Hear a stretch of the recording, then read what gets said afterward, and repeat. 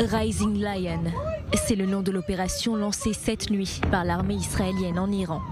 Les cibles visées, des installations nucléaires, des bases de missiles et des chefs des gardiens de la révolution.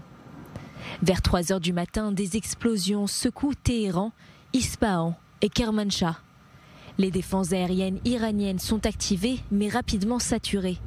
Selon plusieurs sources, le site d'enrichissement d'uranium de Natanz aurait été totalement détruit. Depuis un bunker, le Premier ministre Benjamin Netanyahou et le ministre de la Défense Israël Katz supervisent l'opération. Israël parle d'un choix inévitable face à ce qu'il qualifie de menace existentielle.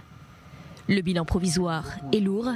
Le chef d'état-major iranien Mohamed Bagheri, le chef des gardiens de la révolution Hossein Salami, ainsi que plusieurs scientifiques du programme nucléaire ont été tués dans les frappes.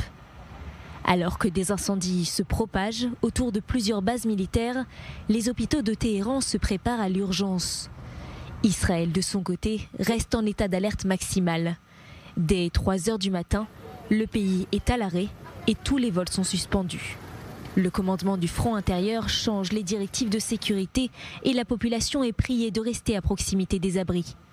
L'ordre est levé dans la matinée après l'interception de plusieurs drones en dehors de l'espace aérien israélien.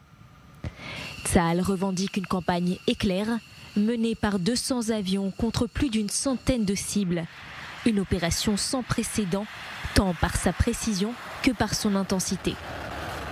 L'ayatollah Ali Khamenei promet une riposte sévère. L'armée iranienne menace d'attaques ciblées contre des infrastructures israéliennes.